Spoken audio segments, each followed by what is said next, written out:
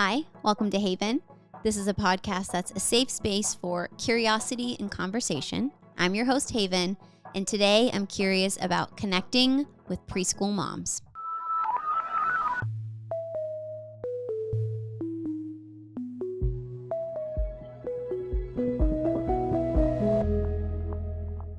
I'm actually going to pause here and ask something of you as a listener. So wherever you're listening to this, Spotify, Apple Podcasts, watching on YouTube, would you actually pause it and go subscribe so you can be a continued listener? Or maybe you're already subscribed, but you haven't rated it or reviewed. Will you please do so? I'm trying to grow this, and the way to do that is through you and through engagement. And typically I'll have this kind of call to action at the end of the episode, but if you're anything like me, the second the content's done, I'm just switching over to the next thing. So I want to put it here in the middle. I'm going to humbly ask, will you please subscribe, rate, and review wherever you're listening to this?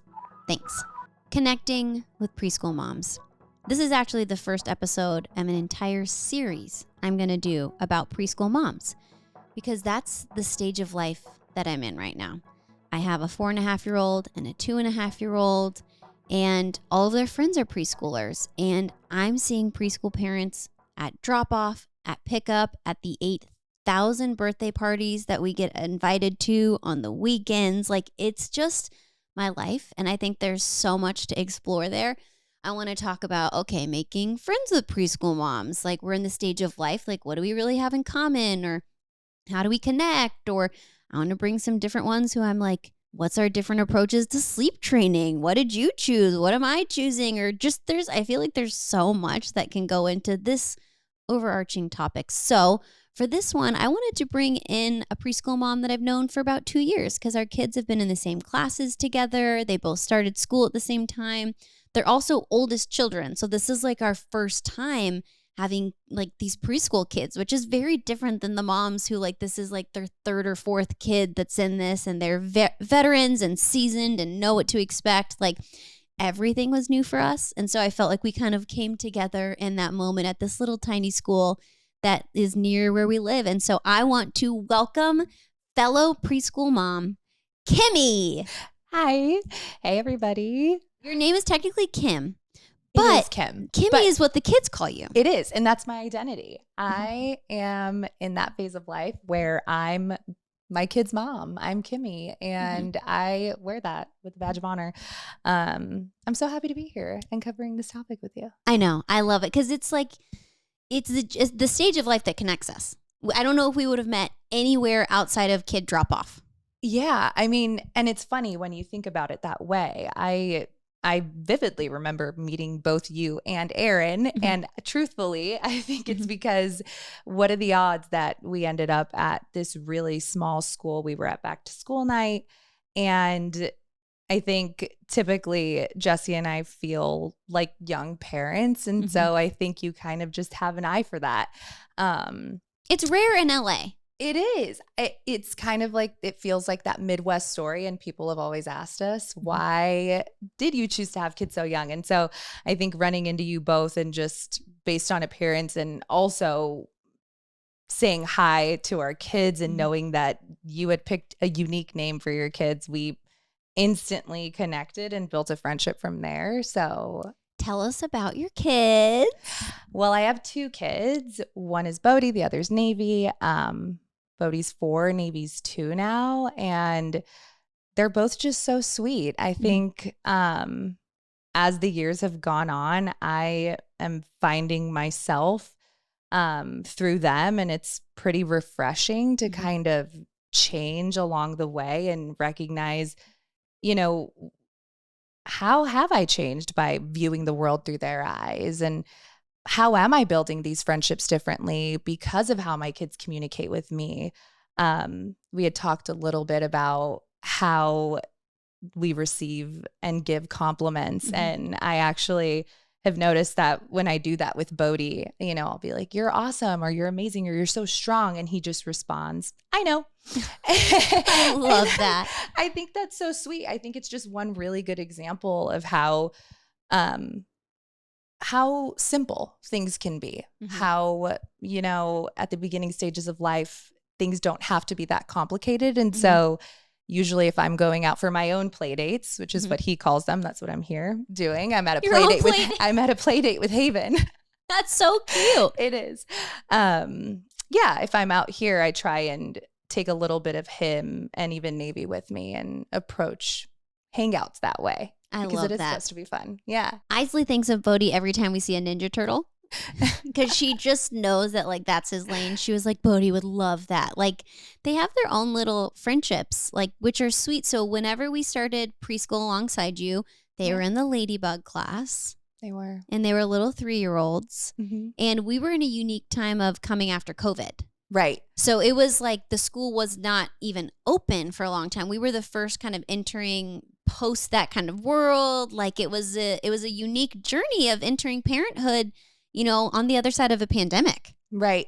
And it did feel that way. I think a big part of what we talked about coming into school, if I think back to it, was we don't know how to do this. Mm-hmm. Then like we've never done this before because we didn't have kids before this, but also the school was reopening and trying to figure out how many kids can we put into class? How do we go back to the old way, but in this new world we live in? So that was definitely interesting. I think trying to navigate relationships even with people, right? I knew a lot about my neighborhood friends and even connecting with close acquaintances and family, but approaching other parents and now kids, figuring out what are those boundaries and what do they look like? What's everyone's comfort level? You know, even with just having everyone in the same room, it was a big thing we talked about for a while. And they had to, like, if someone was sick, they had these little kid masks. Like, it was just a different, I'm glad we're behind that. But I remember of us like connecting and kind of trying to meet one another. And it was just all so different. And I remember you and I were like, let's start a group text with the other parents. Like, it'll be easier to figure out play dates. And we're like, great. So we had like a very engaged group text. And then I feel like this is the funny part about like the preschool dynamics is we had this group text and this new family came and they joined school mid-year. We thought, great, like, let's put them on the group text. Yep. And then it was like a secondhand thing of like preschool drama where someone was like, no, we can't have them on there. It's like a privacy thing or whatever. And we thought they don't want to be on there. We're like, oh no. Well, and even for a minute we speculated. We were like, maybe they're actors. Maybe they're very private people. Maybe they're so private. They have a lot going on and they don't want their information shared. Like we just had all this speculation about why they didn't want to be on the group text. But, you know, of course, like privacy. But then that affects like drop off. We were just like, hello, good to see you. You know, just like respecting their space. Later on, we found out they did not care. They would love to be on the group text. Yeah. And they were now really good friends. And now I call her daughter the mayor of the class because she is the mayor. She greets me every day. And she's like, oh, Isley, I'm so glad to see you. Haven, I love your eyeshadow. Like she makes me feel so warm. She's so personable. But I just think let's talk about those connecting dynamics of preschool moms. Yeah, I think it's trying to find the commonalities, right? I think sometimes, you know, during pickup and drop off, you're moving so quickly, but you only have those few moments to see, is it something that they're carrying? You know, do they buy Starbucks in the morning? Are they coffee drinkers? Yes. Little things, anything that you can find that maybe you can call out in any form. And so at least for me, I think using those few moments during pickup or drop off to find those commonalities has been a way that I have been able to build friendships. It's a unique lane because most friendships, it can be like this, like adult, not distracted. But when you're connecting with someone and there are kids around, like you're never having a full sentence conversation. Right. Someone's always coming up, distracting you or saying this or look at that. Or so I find that even it's hard. One thing that I like that sometimes we do is after school, there's this grass area. The grass area. Grass area is big for kids. The grass area. They're like, can we play? Actually, it's the second most popular thing. The first thing is aftercare. Aftercare is a whole other thing. It's That's a whole the spot. The spot. And the kids are like, Mom, why can't I do aftercare? Like, it's essentially like, why don't you love me and let me do aftercare? Oh, yeah. you'll hear about it for the rest of the week. Did you sign me up for Aftercare? Right, and Aftercare fills up. And you have to get in 15-person max. Yes, you have to write it on the board immediately or call. And Aftercare is like their social time. Mm-hmm. Like it's outside of school. Yeah, so if you're like a text person or even email person, this is like you have to physically grab a pen, pen to paper, sign your kid up. And if you forget and it fills up, I've been there. Social suicide. Absolutely. It's the end. But the second choice after Aftercare, or in lieu of Aftercare, is the grass area. It is. And I find that that's where the parents will hang. That's if you're down to talk. Like that's where like the socialization of a preschool is happening, at least at our school. Yeah. And you get, I mean, you know, a lot of the time you're sitting with the kids and they're typically playing with each other. And so you'll get tidbits in. Usually, right? You're kind of distracted, but I feel like that's kind of like the nature of parenting. You learn how to multitask, and you're half connecting with your kid, half trying to figure out what this other person is talking about. But what I've noticed too, even on the grass area, what I'm learning is through the kids. So like they're so in the know, even at the young age of 4, they're aware. So they'll tell you, you know, like so-and-so's dad has a birthday, or like did you know that they're Vladdy got a Cybertruck. Right. You know what kind of car they have, because, you know, sometimes they want to walk each other to the car. And when we had that car wreck and had to do a rental minivan, we had a rental that same week. Remember? And the kids wanted a tour. They're there's 3 rows. Yeah. Like they were like, and the kid whose parents had just got a Tesla goes, "That's the coolest car I've ever seen." That's right. And I was like, the minivan? Okay. Like the kids are in the know about everything. Totally. And so that's where I get a lot of my information too, because usually Bodhi knows when there's a birthday coming up, right? Someone's making a birthday card in class, or, you know, with like Father's Day is coming up. So, you know, I'll probably know, or I did already. I'm sure he's told Jesse, like, who's doing what this weekend.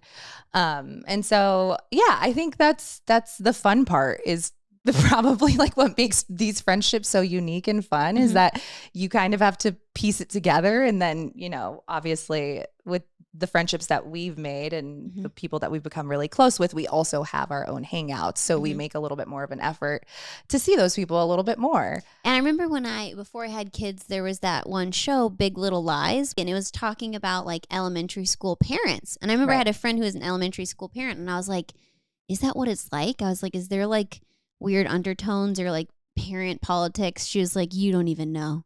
She was like, it gets crazy. And I was like, what? And I was like, and our preschool is amazing. I was like, I don't think there's anything weird about it, but there's definitely like, you learn who is the amazing craft mom who for each holiday has custom baskets.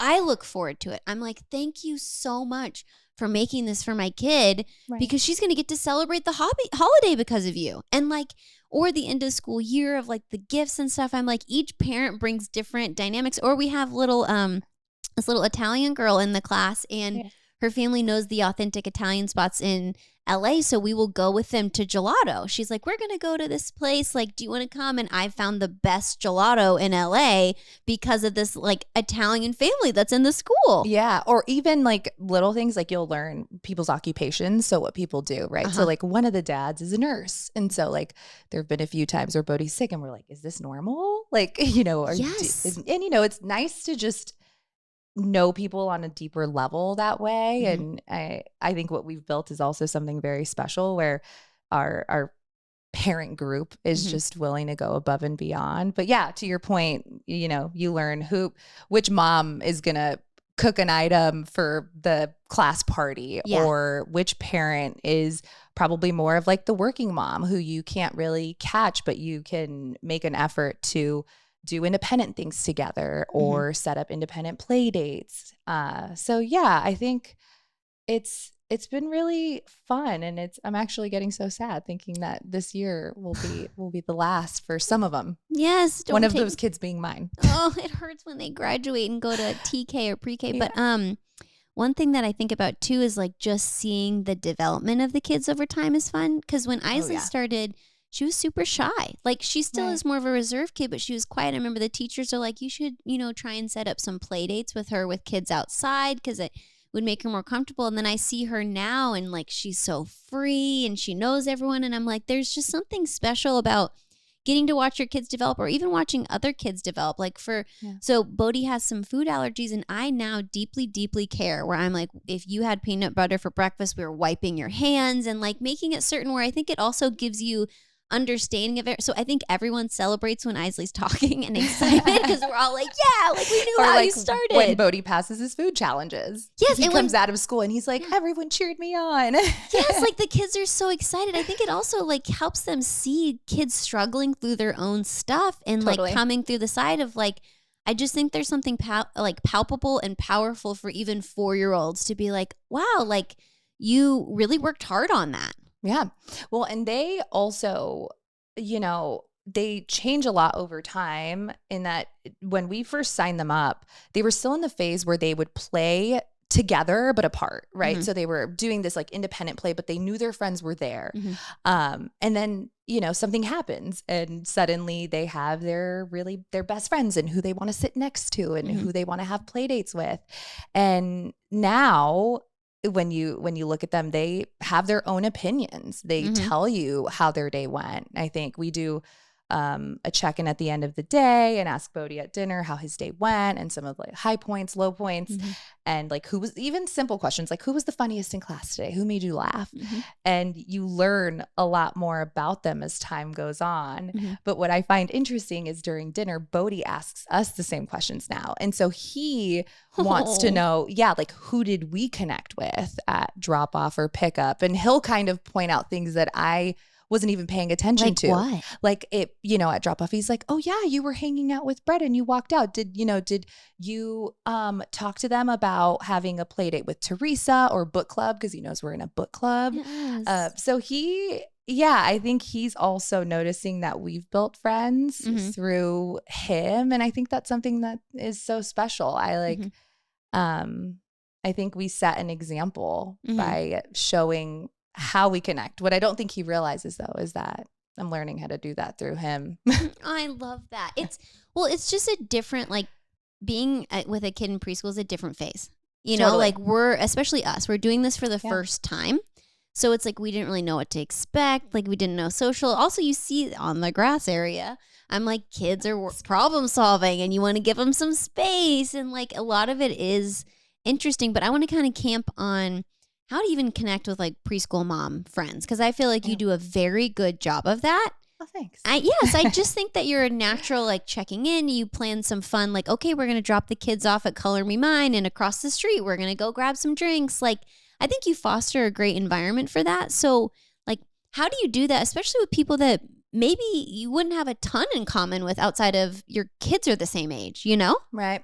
I think I have always really enjoyed building friendships. And I think for a variety of reasons, just because of who I am as a person, and then also just because of the kind of family that I want to build, right? For me, community is a big part of that. And so what I have noticed is specifically at our kids' school, the way that I enjoy connecting with people is by just including everyone. I think a simple thing is like noticing, for example, that we were using email, but no one was really connecting and it wasn't really working. And we were doing pickup and drop off and no one was really talking. And I had an appetite for a community in the school and I wanted to be able to set up more play dates for Bodhi. So pitching the idea for a text group. Yes. As controversial as it was at the time. I think I think we did it. We were rogue and we did it. And then we did. The school was like, you're not supposed to like leak out everyone's information. Yeah. Whoopsie daisy. We're like, sorry. We didn't know. But it was the best thing. I wish every class did that. Yeah. I think it's standard now. I'm sure there's policies everyone can opt in. But I think it's the little things, right? Things that seem, or at least come very easy to me, which is setting up a text group. If you find that there are avid readers, avid parent readers, including them. If you have a book club, invite them. I am big into looking up anything that's going on in the community that's free. So there's a park nearby. They always do movie nights. There's a library that does a reading once a week. There's Barnes and Noble that does something on Saturdays. And so I always share it. I don't necessarily invite only one person. And sometimes I'll just drop it in the group like, hey, we're going here at 12 on Saturday. Mm-hmm. And usually people show up. I think Mm-hmm. an open invite can be very powerful. Mm-hmm. I think I would put you as like, everyone has like different roles. I'm like, oh my gosh, you're the resource gal. Like you've got the ideas, you know where to go. You kind of foster the community, that kind of thing. But have you ever had like Bodhi have conflict with another kid? Have you ever had to talk with an adult about it, with their parent or the teacher? Or like sometimes connecting, it's like, oh no, I don't have rapport with you. And then all of a sudden, like our first engagement is going to have to be a tough conversation. Have you ever had that? I think so, yeah. When in Bodhi's first year of school, I think he had a hard time understanding if he was being hurt or not, whether it was emotionally or physically. And so we had to really talk with the teacher and really encourage him to speak, like be very vocal if he was being hurt, whether it was emotional or physical, to really just say, no, thank you, very loud and clear. Mm-hmm. And if he wasn't heard, to go get an adult. And that was really tough for me because Bodhi would come home and he would, he was like, we talk about the day, the way that we do all the time, even Mm-hmm. now. And he would mention some things that I was like, are you sure that you're not being hurt? And he wasn't sure. I don't think he knew how to communicate those things. And that was really hard for me. So Mm-hmm. I wanted to guide him, but I also didn't want to overstep. And so as long as I knew he was safe, I would always ask him, do you want me to communicate with your teacher about this? Do you feel like you have it handled, or do you feel like I need to step in? Mm-hmm. And sometimes he would say, I'm okay, I've got it. Mm-hmm. And there were a few instances where he would say, I think you should talk to the teacher. Mm. And in those moments I did. And I think that made him feel safe. But it was tough, right? Because you see a lot of the parents, and there is, at least at Bodhi's school, there's a lot of privacy around like any sort of incident, whether like even if your kid fell and hit their head, I think they don't really tell other parents what happened, but you'll hear about it. So Secondhand, yeah, underground. exactly. Yeah. You'll find out what happened. But yeah, I think it never changed my relationship with the parents. And to be honest, weeks could go by, and then Bodhi's relationship with whatever kid he was having an issue with 2 weeks prior, it no longer exists. They're best friends. They're sitting next to each other. We get photos through the app that they use to communicate with us through of them together. So yeah, I think there is a fine balance between knowing when you should step in and approaching, the teachers and the staff versus a parent. I can't imagine a world where I would do that. I'm not there yet. Now a quick pause to hear from my sponsors. Seems like everyone's talking about the gut microbiome these days. I don't even think I'd heard that word outside of high school biology in my life, but now I'm seeing it everywhere. The fact is, we're learning so much about how the gut microbiome is key to our mental health, immunity, and of course, digestion. If you're looking for digestive support, Ritual has got your back, or rather, your biome, with Symbiotic Plus, a 3-in-1 supplement of clinically studied pre, pro, and postbiotics to support a balanced gut microbiome with daily use. Do you know the difference between prebiotics, probiotics, and postbiotics? They sound super similar, but it's actually fascinating how they work together. Probiotics contain the live microorganisms themselves, the kind that make up a flourishing microbiome. Prebiotics contain the nutrients those microorganisms need, and postbiotics are natural byproducts that support the gut barrier. With Symbiotic Plus from Ritual, you get all 3 in one, and a clinically studied supplement to support a balanced microbiome with daily use. In a study that modeled the human colon, Symbiotic Plus increased the growth of beneficial bacteria and microbial diversity. I like Ritual products because they're delivered with pamphlets explaining exactly what is in the products, what they're made with, and how they'll impact my body. It's also important for me to know the specifics, as all Ritual products contain high-quality, clean ingredients, and that all of Ritual's products are vegan, GMO-free, and tested for heavy metals and common allergens. One daily pop of mint scented capsule for simple, streamlined gut support. So get your gut going, support a balanced gut microbiome with Ritual's Symbiotic Plus. You can get 25% off your first month at ritual.com/haven. That's 25% off at ritual.com/haven. Happy squatting. This episode is brought to you by Efficientaid. Efficienate offers fractional virtual assistants whose sole purpose is to help people who are making a difference. Are you bogged down in your email and still managing your own calendar? Delegating those tasks to a high-caliber career assistant can free you up to utilize your time towards the areas of your best and highest use, allowing you to focus on the areas you truly thrive in. Learn more at efficientaid.com. That's efficient, AIDE.com. Okay, back to the episode. It's physically your heart outside your body. And so watching them like work through things or even conflicts, like they get over it and they're fine. I'm trying to not hold it over that kid's head. Yeah. I'm trying not to look at them with like a stink eye being like, I know what you did. You know, like she's fine. But like it's a unique thing. It's a unique thing of teaching preschoolers conflict and not just resolving it for them. Yeah, I think it's interesting what you said there about just like having your heart outside of your body. I think that's the best way you can describe it is once you make this transition into parenthood, it's just these feelings, you can't even help it if your kid approaches you with anything, whether it's conflict or it can even be, you know, a question that another parent has asked them or something that they were told. It does make me wonder. And this kind of leads me down another path of just like when Bodhi has learned things at school that we don't necessarily agree with at home. And so like certain toys that they play with, there are some toys that we just don't agree with in our house. And so it's been tough trying to navigate that because I want to be the cool mom. I don't want to be the mom that says no, but we do have values. And so trying to help Bodhi understand why we have certain views on like what toys we play with or what games we play or words we say at home, what's appropriate, what's not, has been a little bit challenging. And I don't know that we've fully figured it out. I think we're trying to figure it out with Bodhi, and Navy's turning 2 and she just like repeats everything she hears. And so I think trying to figure that out is like, who are Bodhi's friends? And I get that he's only 4, but he's developing who he is as a person. And how do we help navigate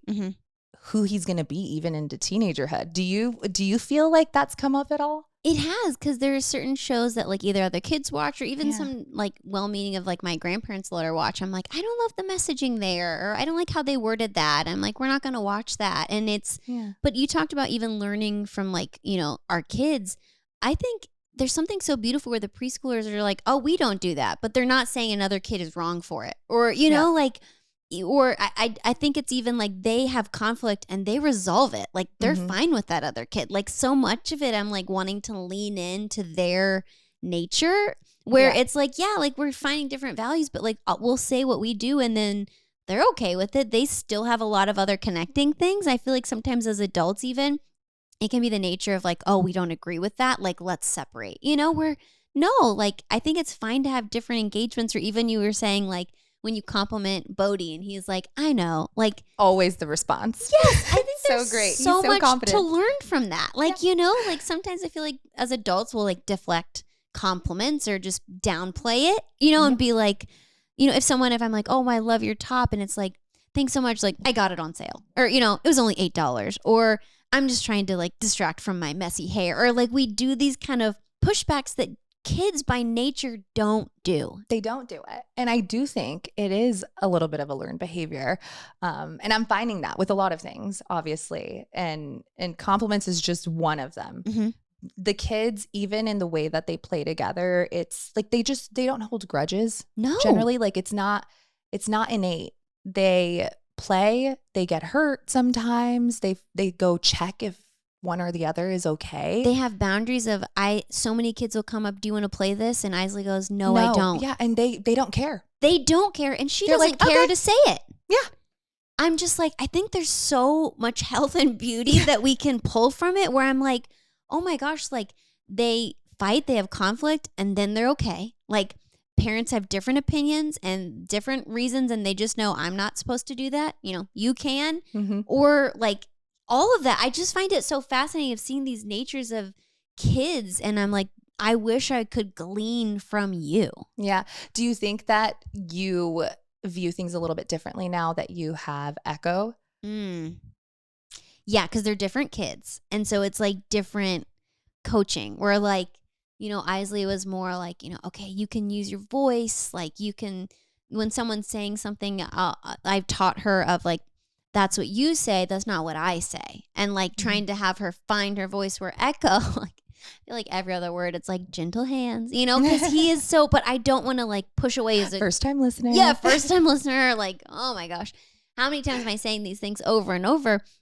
But he like goes for what he wants. Like, so what I'm thinking is we had the last day of school and we went to this area that had the free things for kids and they were doing these marionettes and they had all these chairs and everything. And we had their friends and like Isley sat in her chair the whole time and was engaged and loving it.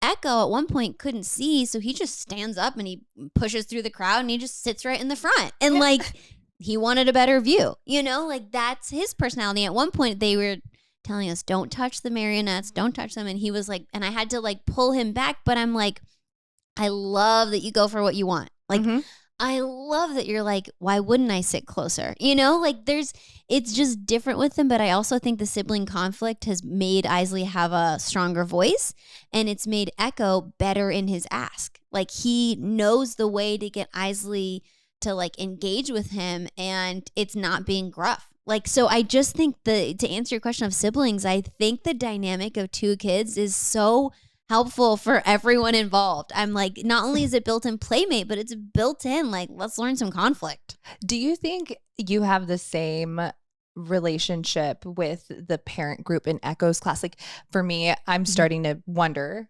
because Navy will start school in the fall. What does this look like? How do I create or help at least build a community with Navy's class like I have with Bodhi? And how do I also maintain the friendships that I have now? It's such a good question. I'm going to have to be better because Echo came in midway through school. You can't start until you're 2. Right. And school starts in August. His birthday's October. So I came in midway. Where if he had started in August, I'd be like, let's get a text thread. Like, where are the play dates? But I was like, oh, they surely have something going on.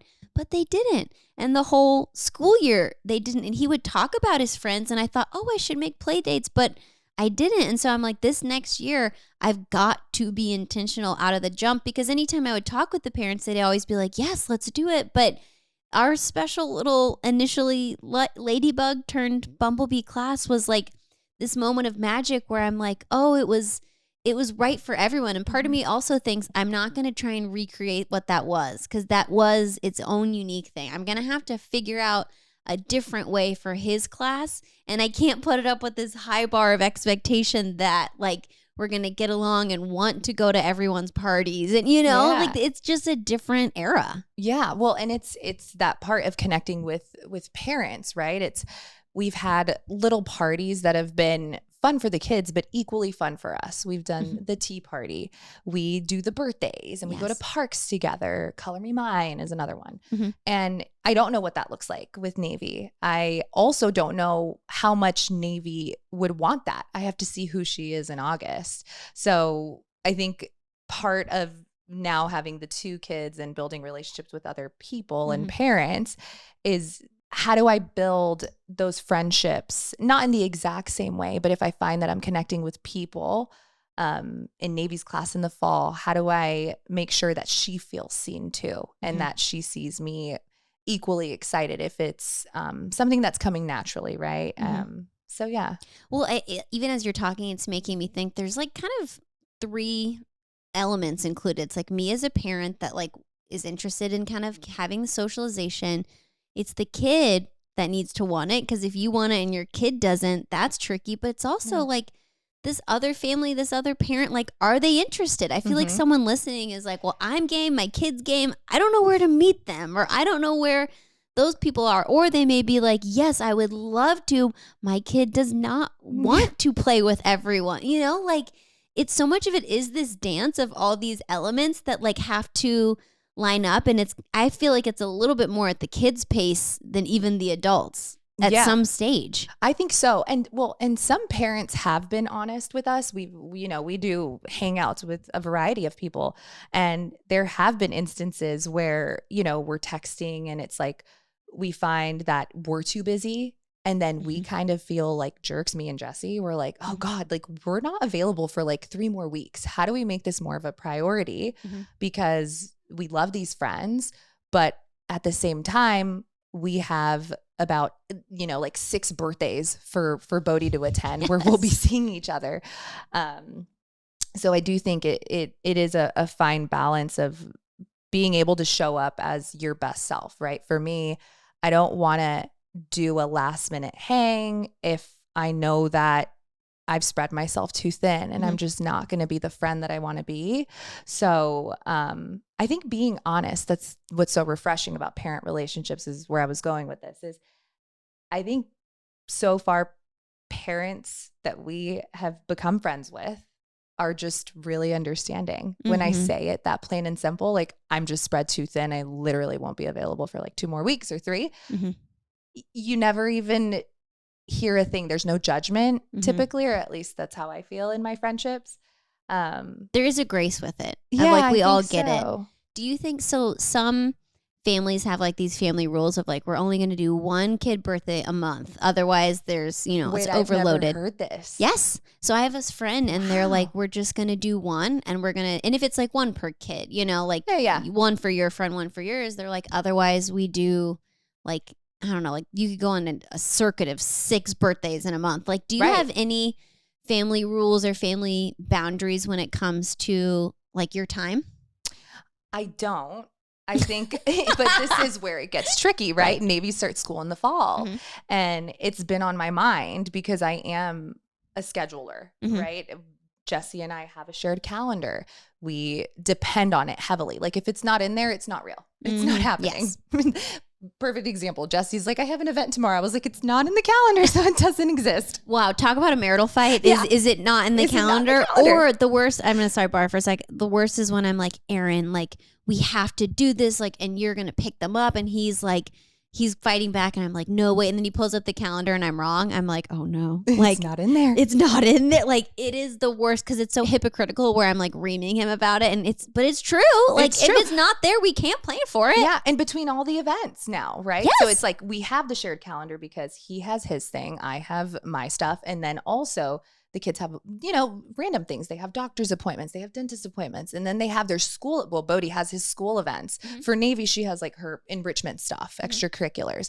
So, I think we'll probably have to have those conversations when we get there, once we're feeling a little too overwhelmed. I think right now we feel fine, but I do anticipate the fall feeling a little bit different because that's when football picks up and Jesse works a lot. So I count on family. I'm like, do we need to add Gigi to the shared calendar? The rotation? We do have a childcare calendar where it's like, who is watching the kids each day? Are they on school? Is someone picking them up? Because we're like, it's different than their own social activities. It's literally who's with them when we're working. Well, that brings up a good point. So I have done this with you. I've also done it with someone else in the class where the kids want to have a play date, but during the weekday, right? And you have childcare. So you or another friend of ours has sent a nanny with their kid. And I think that has proven to be really helpful for building relationships between the kids and maintaining them. Do you ever feel like that's a tough call to make, like balancing what your work week looks like if the kids want you there? Or do you think they understand that Monday through Friday, this is the deal? It's such a juggling act because I want to like honor when they need me there, and I want them to know you are it. Like you are my priority. But at the same time, like I have other responsibilities and like some things that are more casual I'm willing to drop. But I had a big conversation with Isley about this because Wednesdays she does swim class. And we always talk to the day. She's a big planner, very big plan girl. So we talked about the plan of like, okay, mommy's dropping you off. Daddy's going to pick you up at school. He's going to bring you home for a snack. And then mommy's going to take you to swim class. I had a work thing that bled over. And I was like, Aaron, I was like, is there any way you can take him to swim class? I was like, I have a lot going on. So Aaron was telling Isley about that. And then she called me crying because she knows she can call me, especially during the workday. And she was like, Mommy, you said you were going to take me. You made a promise. Yeah. And I said, Isley, I hear that you're sad that you really want me to go and I want to take you too. I was like, but I said, I didn't make a promise. A promise is saying I promised to do that. I said, this was a plan. I said, and plans change. I said, a promise is for sure I will honor my word. I said, but we just made a plan and sometimes plans change. And so it was a tough moment. But then later on, I hear her saying this of something. She'll say, okay, well, that was a plan and plans change. And she's like, well, that's a plan and not a promise. Or is this a promise or a plan? Like, I think it's also kind of helping her the flexibility. So it's a tough call on those kind of things. But like, I don't know. I see the good that it's acknowledging in her of like learning that like, I want mommy there all the time, but if she promises to be there, she will. But if it's a plan, like plans can change. And, it's tricky. That's so sweet. I hadn't approached it that way. And I'm so glad you said that. Mm-hmm. I might try it with Bodhi. Yes. I think one of the hardest things that we face is the grown-ups not coming back situation. So like right now, leaving, it was like really tough, right? It's like, what time are you coming back? And are you going to join us for dinner? And not knowing, even though we've talked about it, right? Like, Mom always comes back. We'll come back. We'll have dinner. He's like, but are you sure you will? Are you promised? Yes. And so I think that might be helpful, saying a plan versus a promise. And I just think that like, especially our world right now is very kid-centric, of very like, what do they want? What do they need? But it's finding stuff for our own individual selves too. Like I think about how Aaron and I go on dates and of course they would want us to be there to take them home, but I'm like, we're going on a date. Mommy and Daddy go on dates. And last night she was pretending with Echo. She had her baby. She goes, Mom, can you babysit my baby, please? Like I'm going on a date with Echo. And I was like, yes, here, baby Tiana. Like, let me watch her. And she had a dinner set up. She goes, oh, I love this date. And she put her arm around him. And I was like, oh my gosh, like it's sinking in. Like these things, get it. They get it. And like I have to babysit Tiana because like she's going on this date. And then she kept saying, are you taking care of Tiana? I was like, she's in good hands. She is in very perfect, like capable hands. I've done this before. Oh my gosh, that's so funny. I love that. Yeah. Okay. So preschool moms, I think it's also, you talk about like we have different, values as parents, as another parent or anything. I'm trying to think of this like live. I was like, is there anything that we like do things differently together? I'm going to say what I do and you just say if you do it or not. Yeah, like just like line in the sand. It's a game. I did baby led weaning and not purees. Baby led weaning? Yes. I think we technically did baby led weaning. We just didn't know what it was called. The concept of it? Yeah, because technically we just like chopped up food. We moved at his pace and fed him foods. That's basically the gist. Yeah. We sleep trained at 4 or 5 months. We didn't. Ooh, tell me why. Okay, so no, I know these are controversial topics. They are. This and co-sleeping, so we'll cover both. Yes, let's get to that one. The meaty. Yeah. No, we didn't sleep train. I think we were really lucky, and I think this probably drives a lot of parents nuts, or at least it did at the time. It felt like when I had some mom friends, it was really hard. Like sometimes I would tell Jesse, like, I think it's going to be really hard for me to make mom friends if I admit that my kid sleeps. Like that's how it felt sometimes. Okay.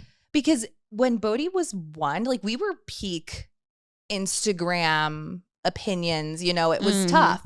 So yeah, Bodhi slept, but he was also a chunker. Like he was a big kid. So his pediatrician was literally like, you don't need to wake him up to eat. Right. And so his circadian rhythm was solid by the time he was 4 months old. Like it just wasn't an issue. But I have Navy now as an example, and she was not like Bodhi. But we also didn't sleep train, and she figured it out with him. I think we have a solid routine. We do 6:45 pajamas, and everything is predictable in the house, and they know if we forget something. So like the other day, what we usually do is they brush teeth, they go potty, we pray, and we sing our bye-bye song.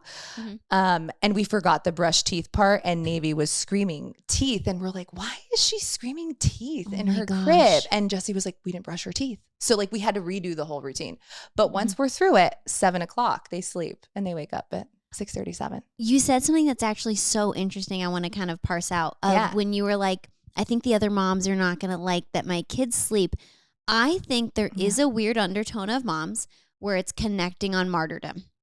and it's connecting on how hard it is and how miserable or how difficult. And if you do have an easy kid sleeper, or if they're less, I don't know, tantrums or this kind of thing, sometimes that's a little like, oh, well, you don't get it. Or like you have it easy, or it's a weird like battleground of who has it harder. And that sometimes to connect, I feel like sometimes it feels like you have to share what stinks about it. Have you experienced that? Yeah, it's like, it's like the Mean Girl scene. She's like, I have really bad breath in the morning. Literally, she's like, and they're like, my nail buds suck. And you're like, ugh. You're like, I gotta figure one out. Yeah. No, I did feel that way. And what's interesting is I made an effort to not be that person. And I think that's why it was so hard for me. Like, I only want my son to be perceived for what he is. Like, I'm not going to make something up. And it just so happened that he was a really great sleeper. He was a really good eater, right? Yeah. But there were a lot of challenges that weren't that hard to me, that I didn't feel like I had to over explain them. We've entered a new phase, right? Like, you could argue his food allergies. It's really, really tough to navigate those. And that's our hard. But there are other parents who have other hards, and we're not going to harp on those like for his own sake, right? We're going to get through those. Yeah. And connecting on other things. Like, it doesn't have to be just connecting on the hard parts. Like, don't get me wrong, there's so many that like should be voiced and talked about. Totally. But I do think connecting and also celebrating like other kids that are having other experiences. It's like, that's awesome. Like, that's great. I'm so happy that your kid was a great sleeper. Like, that's the dream. I would hope that was my fear. It really was like, and it could just be the group that I was into. These, the women were a lot older than me, and I felt like the odd one out for many reasons. I think so. I think that quickly changed. Like I said, figuring out how to connect with people was like doing it for the sake of my kid. Like, how am I going to be the best mom and show up for Bodhi in the best way if I'm sitting in the wrong group, right? Nothing good will come of this. So transitioning mom groups is important too, of like different seasons of life and different phases, or kind of finding it. Or I want to hear, you made the choice to transition to being a stay-at-home mom with Navy, especially for a specific period of her life. Like, how was that being in the workforce and working obviously outside of like the COVID era was different, and then going back in the home? Like, what was that transition like? It was really tough. I enjoy working. I like having my thing. I think for the longest time, I always said this, even before I had kids. I was convinced I wasn't even sure that I would have kids because I was so dedicated to my career. And it's laughable now because I couldn't imagine a world like that, right? But I enjoy working. I like having my specific thing that I look forward to every day. So it was a tough decision to make. But when it came down to it, also the easiest, right? If my kids come first, and if there's ever a question of whether or not they need me, then I'll be there. I'll make it happen. And I happen to be in a situation where I can do that for a little bit longer. And I'm enjoying every minute with Navy. I also think about 10 years from now, if I look back, am I really going to think, oh boy, I really missed out on those, 6 months not working, climbing the ladder. And I don't feel that way. I feel like every minute has been worth it. So, I think it has allowed me to be that person in the parent group, to be able to take lead. I think that's also part of connecting with parents. I recognize that I have more time. And so usually if I see that someone really wants to hang out, or the kids are being extra playful, and at pickup, they'll tell us, right? They'll be like, oh yeah, it's time for a play date. They really will. Time. So I will run lead on that, because I just know, right? Like, other people have things going on, and I can easily be that person and help facilitate that. So I'm so glad you do. You're so good at it. I love it.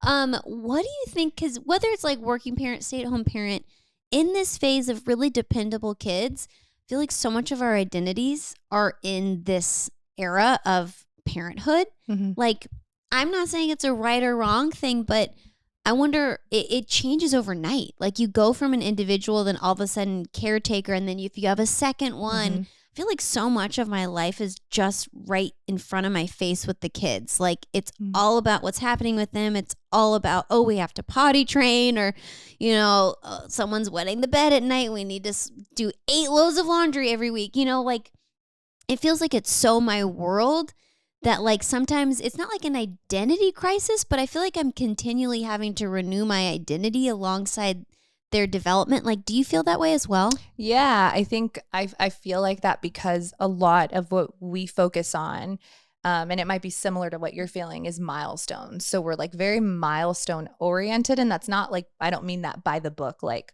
they should be crawling by X amount of months or walking by this month. I mean more just like as a person, right? So like right now, Bodhi's really communicating his emotions. So he's going through like this emotional development, nightmares, just feelings. And Navy is more into physical, right? So she's like really discovering her world and understanding how she can move on the ground or on the grass. And so for me, I think it's just subconsciously at the forefront of my mind, like what phase am I in right now?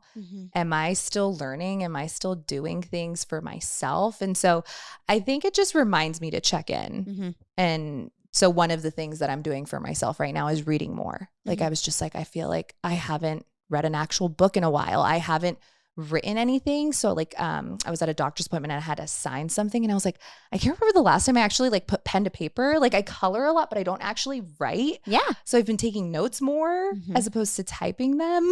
I think, I don't know. It does. I think these exercises are cool to keep fresh for like other like parents listening of being like, oh my gosh, like, yeah, like all I'm doing is coloring. Like have I written with anything other than a crayon lately?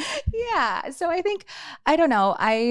I do feel, and that's more, I guess, like on the subconscious side or my inner self. But I do think too, even from like a physical standpoint, right? Like even in how I dress, like Bodhi is now aware of like the things that I wear. And so like he'll mention things like, oh, wow, mom, like you're dressed for when I go out on date nights with Jesse, he'll be like, you look so beautiful. Or if I'm really dressed up one day, he'll be like, are you working? And he knows I don't work. So I think that's like a pretty funny question, but it does make me wonder, like, how am I showing up and who am I? And what am I representing to my kids and to other people? Because people do notice too at drop off and pickup. It is interesting. You know, you don't think about much, but like going back to the hub of like the preschool where we met, like those little passing moments, like even someone who is like not game to like have a conversation, you're like, oh, okay. Like those little brief moments set the tone, you know, of like, oh, someone's always in activewear. They're always working out in the morning. I love that, you know, or like someone's dressed up, they go to work, or hey, the dad always does this. I've never met the mom. Like this is an engaged dad, or like, it's just fun to see the different variations of parenthood, you know, in these hallways. How do you feel in the last year that you have changed, and not just yourself, but even in your relationship, whether it's with Aaron or with the parents? I'd say for me, work has been a little bit more demanding on my end. And so Aaron has taken a lot of this home front lift of like, it's more flexible for him to even like do the extracurriculars or do like the, you know, the drop offs or the grass area, or, you know, so I think that like for me, I've just had to pull together of when I'm with the kids, I want to be absolutely present. I want to be down if the kids are wanting to go and get that ice cream spot, or if they want to play on the area or sign up for an extracurricular. Like we started an entire soccer class because our whole class wanted to do it. We demanded it and they opened it. And they did. And they allowed Echo, who was too young, to do it. So he could be so good. He's so cute on there. And we'll go and like, so I don't know. It's a weird thing of trying to like be available for where that's going, but also try and meet it. So I don't know. I think it's just so different, like week by week, that like even this year, I'm like, gosh, what's the encompassing of the year is I think that Aaron kind of lifted our family in that moment. But I always try that when I am available and there, I'm super, super like, even with the parents, I'm like, I want to make sure I'm not just dismissing these moments of like, okay, well then we have to leave at this time to go to this activity, you know, like I feel like so much of it, if we live by a calendar, it's hard to remove that from our brains, and then we miss the person right in front of us. Yeah. Well, and I think it's interesting what you said there, right? Aaron picking things up for you, because I did see a shift in the parents as a whole. and how our lives have changed. So I am one example, right? Leaving work to be with Navy more. I think there's another dad who's a stay-at-home dad now. And then there's just a variation of parents who you could see mom was more involved at the top half of the year, second half of the year it was dad. And I think that's way more encouraged now. I think for a long time, I think when we had Bodhi and he was like closer to 1, it was like pretty shocking for like people to see him pushing a stroller. And it's not like shocking necessarily, but more just like he got a lot of compliments is what I'm getting at. Yes, and I was just like, do. why? He's pushing a stroller. It's not that serious. I do it too. Yes.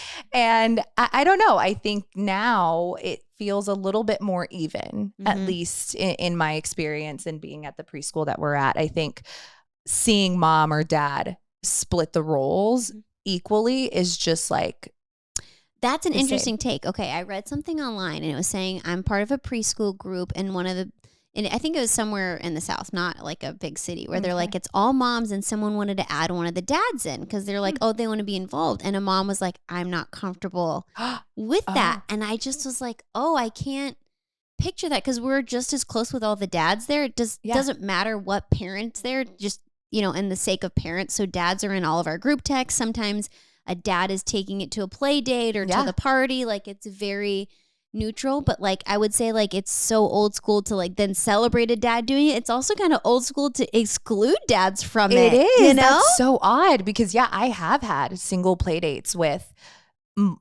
various dads and it's me and Bodhi and Jesse's working or the mom is working and it feels perfectly normal. It doesn't feel weird. Like I think it's so normal, or us just like catching up while the kids are playing soccer. Like I'm not saying like, oh, it's another man that I'm not married to. It's just, oh, this is so-and-so's dad, like whatever. Like, well, that's their name because that's how our kids refer to us. Yes, I'm always Isley's mom. I'm Bodhi's mommy. Bodhi's mommy or Isley's mommy, and they just call us over that way. Yeah. But yeah, I think that's an interesting thing about this. Maybe I shouldn't call it preschool moms now that I'm thinking. Preschool moms and maybe dads. you should have a preschool dad. You should. I think you should get their take because I think that their involvement is equal. They're all in the group texts. They sometimes help facilitate the play date. Like I'll have some dads reach out like, my daughter really wants to have a play date, or they talked about it at school and they'll just say like, hey, are we game? Like, do you have anything going on for the next hour? And I'm like, nope, we're doing the same. Let's go kill time. I love it. I'm literally thinking, who has a pool? I'm just going to take that parent and be like, should we come over? Like, it's very hot. These kids want to swim. I don't have a pool. Like, and I don't know. I just think that's actually really cool too, is like kind of having it where it's just involvement. And I think it's like not the burden always on the mom to orchestrate or to care, or I don't know. I just think it's like a shared involvement for each family. It's unique. Definitely. Cool. Is there any parting words on just the connecting of a preschool parent, because it's like we see each other a couple minutes, it's distracted unless we're doing game. Like I think you're just so good at like fostering community in there. Like what about someone listening who's like, I don't know where to start, I appreciate that because I do try hard, and I think that's a big piece of it is just putting yourself out there. I don't think you necessarily have to work really hard. I think it's the small efforts that go a long way. And you would be shocked with the amount of people that actually do respond. So a simple question, like whether you find that your kid is really connecting with another one and using that as a way to kind of enter into a friendship.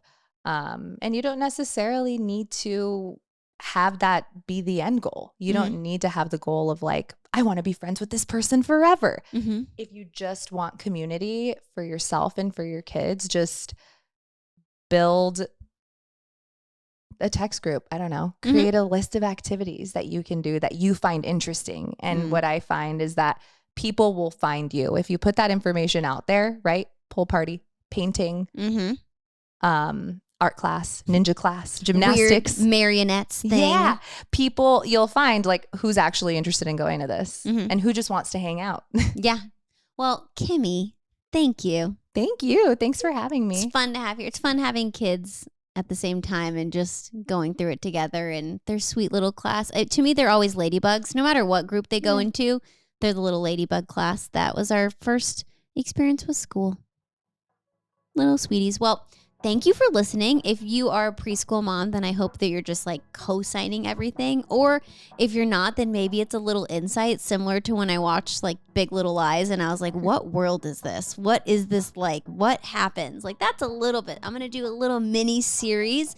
Now I'm second guessing it. And I think I might call it preschool parents because like how sexist of me to always assume moms. Maybe I'll get a dad on here. But I just want to talk about it. It's the stage of life I'm in. It's what I'm talking about all the time already. And so exploring it, I do think on the next episode, I want to find someone that parents differently than me in a dramatic way, because I think that would just be fun to say respectfully, this is why I've chosen to do things. How have you chosen and why? Like, I think there's such a variety of how to parent and it's unique for each family. So I just think it'd be a fun thing to explore. Thanks for going along with this topic. And I don't think I have any other call to actions. I think those are all up at the front now. So just reviews, subscribe, sign up for the newsletter, yada, yada, yada. Thank you. And I'll see you on the next one.